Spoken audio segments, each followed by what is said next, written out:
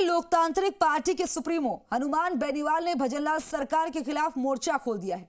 SI भर्ती और paper leak मामले में बेनीवाल ने कल से सड़कों पर उतरकर सरकार के खिलाफ हल्ला बोलेगी और पहले सरकार के मंत्री किरोड़ी लाल मीणा ने पेपर लीक मामले में सवाल उठाए थे, लेकिन अब आरएलपी के आंदोलन से इस मामले में सरकार की टेंशन बढ़ गई है। रिपोर्ट में देखें।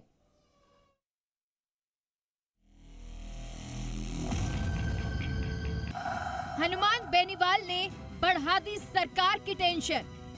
पेपर लीक पर कल से प्रदेश व्यापी आंदोलन।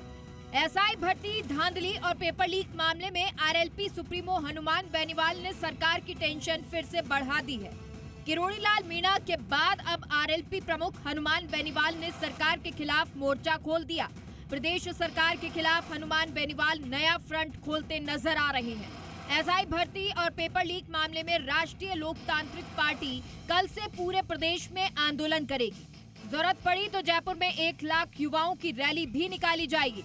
अब तक इस मामले में मंत्री किरोड़ी लाल मीणा बेहद मुखर थे, लेकिन अब इस मुद्दे पर बेनीवाल ने नई टेंशन दे दी है। एसआई भर्ती का जो घोटाला बहुत बड़ा है और अगर लेवल फर्स्ट उस समय रद्द हो जाता और उस मामले की भी अगर सीबीआई जांच करते, जिस तरह के मंत्री हमारे राज्यवर्धन जी, उन तो लोकसभा के अंदर हमने दोनों साथ उठाया मामला, उनका भी था मेरा भी था कि रीट रद्द करो। इसमें कांग्रेस के नेताओं का, कांग्रेस के संगठन का, चंदा लेने वालों का, सबका नाम है। भूल क्यों गए अपनी बात? महिला मित्र को बचाने के लिए भर्ती रद्द नहीं।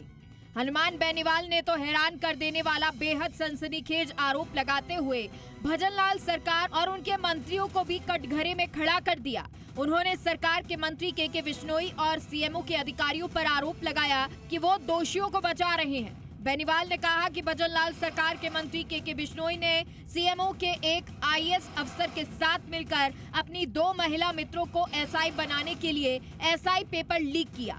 हनुमान बेनीवाल का आरोप है कि सरकार के मंत्री के बिश्नोई सीधे तौर पर एसआई भर्ती 2021 पेपर लीक मामले से जुड़े हुए हैं। एसओजी की गिरफ्त में आए आरोपी बयान दे चुके हैं कि के बिश्नोई के जरिए उन्होंने 6 लाख रुपए देकर डमी अभ्यर्थी परीक्षा में बैठाए थे। एसआई भर्ती 2021 में चयनित 2 युवती मंजू और संतोष बिश्नोई इस तरह का बयान दर्ज करा चुकी हैं। इसलिए भजनलाल सरकार एसआई भर्ती रद्द नहीं कर रही। हनुमान बेनीवाल ने आरपीएससी की निष्पक्षता पर सवाल उठाते हुए कहा कि आयोग का तत्काल पुनर्गठन होना चाहिए। बेनीवाल यहीं नहीं रुके। उन्होंने कहा कि आयोग अध्यक्ष संजय श्रोत्रिय अभी तक बचाए जा रहे हैं क्योंकि वो हर सरकार के नजदीकी रहे। बेनीवाल ने कहा कि पूर्ववर्ती कांग्रेस सरकार में कई भर्तियों के पेपर लीक हुए थे। उस वक्त विपक्ष में रहने के दौरान भाजपा के तत्कालीन सरकार पर सवाल उठाए थे, लेकिन अब सत्ता में आने के बाद बीजेपी सरकार कार्रवाई क्यों नहीं कर रही? तो राष्ट्रीय लोकतांत्रिक पार्टी एसआई भर्ती को रद्द कराने, इसके अंदर 101 लोग पकड़े गए, जिसमें करीब 55-56 ट्रेनी सब इंस्पेक्टर थे और बाकी लोग जो उनको पेपर मुहैया करा रहे थे, आरपीएससी के 2 मेंबर, उनका परिवार। तो ये मंत्री, मुख्यमंत्री कार्यालय के अंदर बैठे हो वरिष्ठ आईएएस अधिकारी, जिनके लिए मैंने पहले भी ट्वीट किया था, कुछ महिला मित्रों की वजह से सरकार के मंत्री और सीएमओ में बैठे अधिकारी इस एसआई भर्ती से तमाम उन लोगों को बेनकाब होने से रोक रहे हैं, जहाँ कहीं न कहीं उनको लगता है कि आँच हमारे तक नहीं आ जाए। ये राजस्थान का दुर्भाग्य है। अब तक जिस पेपर लीक मुद्दे को लेकर सरकार के कैबिनेट मंत्री किरोड़ी लाल मीणा सक्रिय थे, उसे लेकर अब हनुमान ने बाहें चढ़ा ली हैं। आंदोलन की टाइमिंग को लेकर कई सवाल खड़े हो रहे हैं। दरअसल कांग्रेस भी 28 से ईडी की कार्रवाई को लेकर राजस्थान सहित देश भर में आंदोलन करने का ऐलान कर चुकी है। ऐसे में प्रदेश का सियासी पारा पहले से ही गर्म है।